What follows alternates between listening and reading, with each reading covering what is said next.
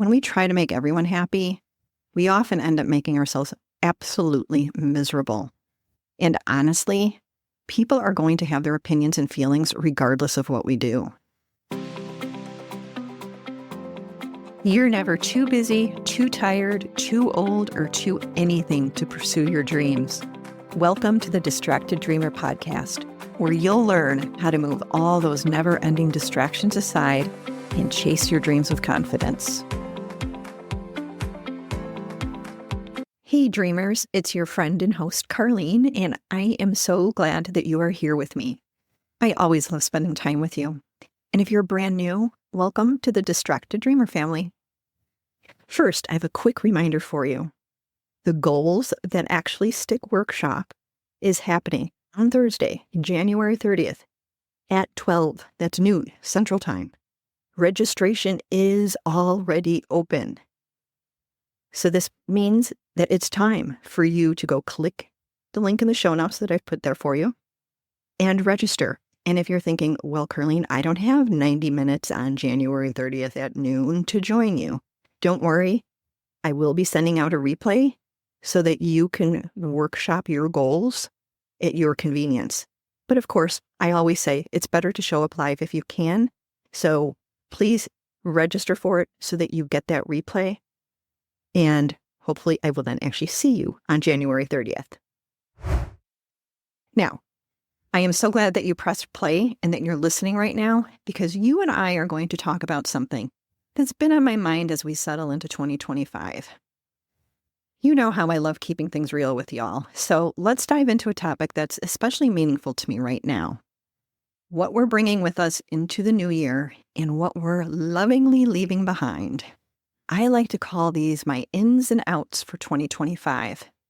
What I'm leaving behind and what I'm doubling down on in 2025. Now, as I talk about my ins and outs, see what comes up for you.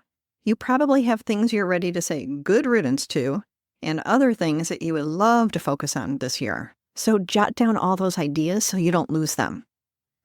I think of this as getting a quote-unquote my house in order. These are things that will help me improve my focus, my energy, my mindset. All things that are critical to staying the course and chipping away at my dreams. So this year, my focus is shifting dramatically. I'm all about simplifying, thinking differently, and being much more mindful with my time and energy. Less noise, more intentional choices. And let me tell you, it feels both terrifying and incredibly liberating to do this.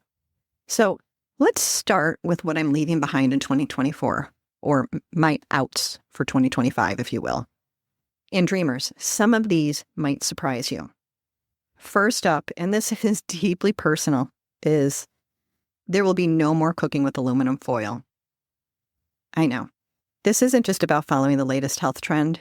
My dad had Alzheimer's, and let me tell you, watching someone you love slip away through this devastating disease, it changes you.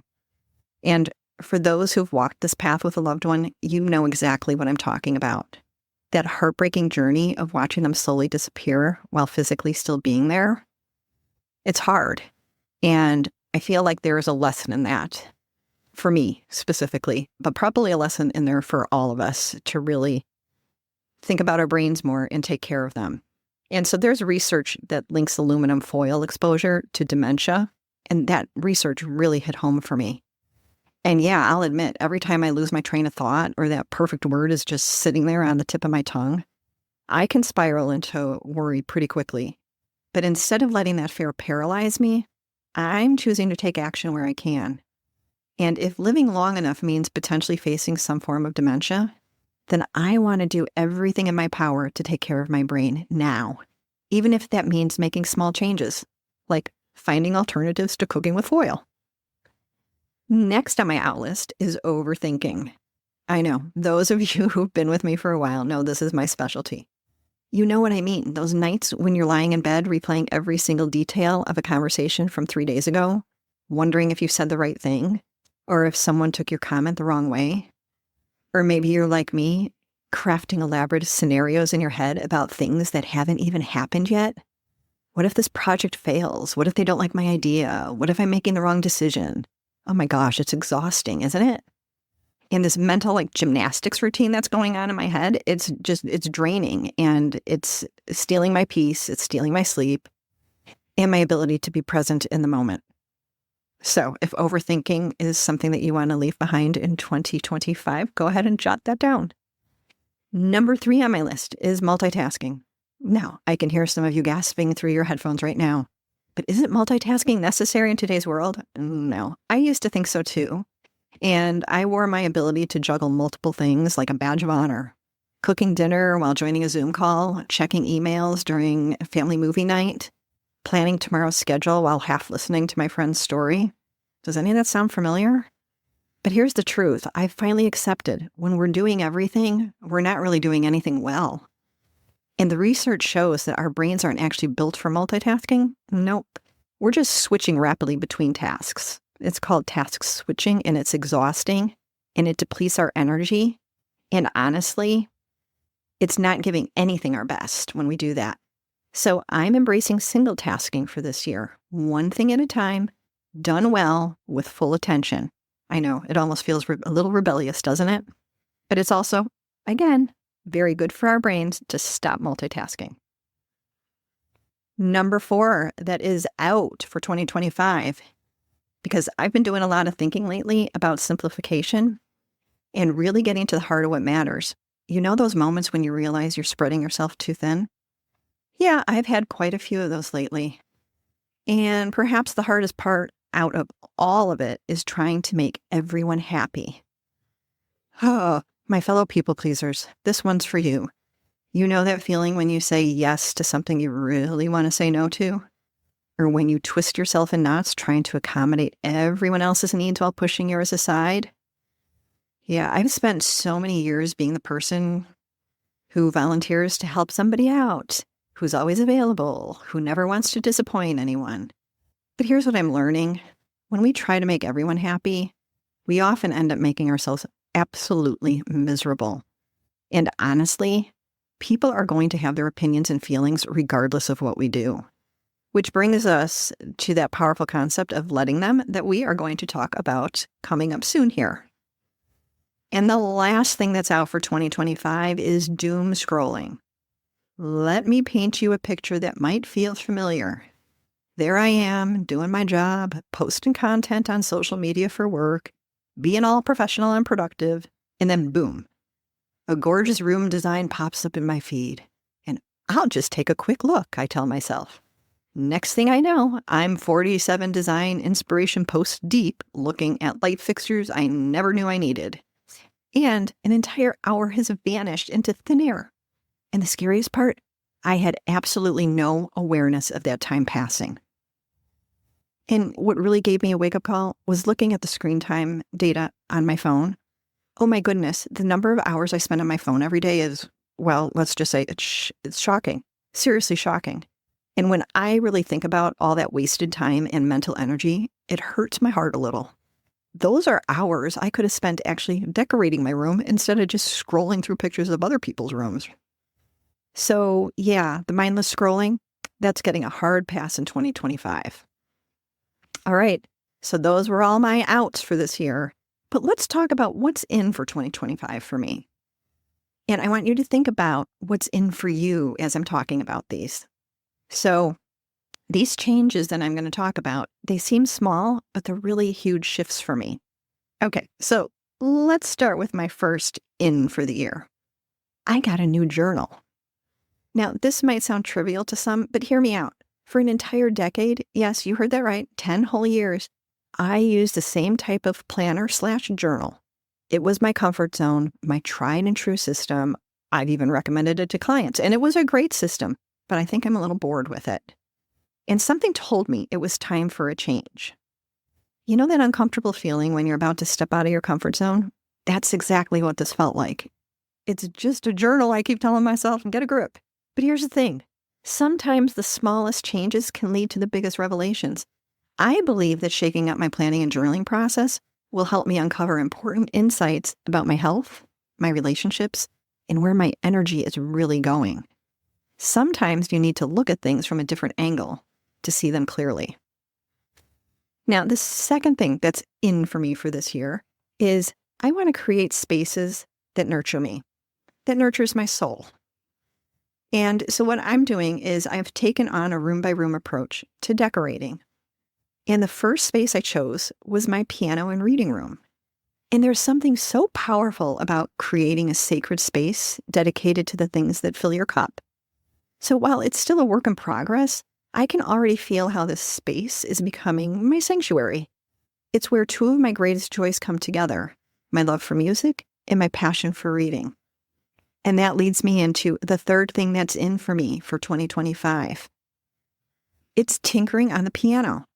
I am embracing the joy of just sitting down and playing in this room that I'm redoing right now. Well, really, my husband's redoing it, which I'm very grateful for. But I want to sit down and I just want to tinker on the piano. No pressure, no performance anxiety, just the pure pleasure of creating music. This next thing that is in for 2025 is something that's absolutely transforming my life. This is a definite work in progress. And it's the concept of letting them, as Mel Robbins puts it. Have you heard of her brand new book, The Let Them Theory? Oh my goodness, dreamers. This one is a game changer. You got to go get her book. The link is in the show notes if you haven't gotten it yet. And I'm still learning and still practicing, but I already feel so much lighter. And you know why? Because I'm finally understanding that I don't have to carry everyone else's stuff. Their opinions, their judgments, their thoughts about me. I can just let them have them. That's fine with me. And I have to tell you, I'm getting a little FOMO seeing all these amazing let them tattoos people are getting. Who knows? Maybe 2025 will be the year of my first tattoo. Never say never. And finally, the last thing that's in for me for 2025 is I am making a commitment to read the books I already own, the books that are already on my shelf, the books that are already on my Kindle, before buying new ones. I love buying new books. I just love it, but I never get to reading them all. So I am going to dive in to what I already have and really, really enjoy it. Now, I know my fellow book lovers, you understand the struggle here. So there's such wisdom waiting on our shelves, and I'm excited to rediscover these treasures. So let's recap what my ins and outs are this year. And maybe as I'm going through these again, you'll have some more ideas for what's in and out for you this year. My outs, no more cooking with aluminum foil. And this is really about taking care of my brain. Next is, I am done with overthinking. Done. And multitasking, it's out of here. It's out of here. This is another way to take care of my brain. And no more people pleasing. I cannot do this anymore. It is seriously exhausting me. And finally, no more doom scrolling. It is such a time suck and an energy suck. Okay, now here are my ins for this year. The first is I have a new journal, and I am dedicated to using it and seeing what new revelations I have. The second thing I'm doing is I'm creating nurturing spaces for me to unwind and do things that I love by decorating one room at a time. I am going to be more mindful about tinkering on the piano. I love playing the piano. It is such therapy for me. And next is Let Them. Get the book. Get the Let Them Theory book. I cannot recommend it enough. It is literally a life changer. And last, I am committing to reading the books that are already on my shelf before buying any more. So before we wrap up, I just want to share something personal with you. This journey that I'm on towards simplification and intentionality, it's not always pretty. There are days when I catch myself slipping back into those old patterns, and when the urge to people please is super overwhelming, or when that doom scrolling habit tries to creep back in. But here's what I'm learning. Change isn't about perfection. It's about progress and about making conscious choices one moment at a time. And I want you to remember that for yourself too. So what are you leaving behind in 2024? What new practices are you embracing this year? Remember, this year is about whatever you want it to be. But first, you have to start with intention and follow that up with action. I love spending time with you here. And if today's episode sparked something for you, I'd love to hear about it. Leave a review, share it with a friend, or come chat with me on Instagram. And thank you so much for tuning in. And your dreams are waiting for you. Your time is now, and I can't wait to see you in the next episode.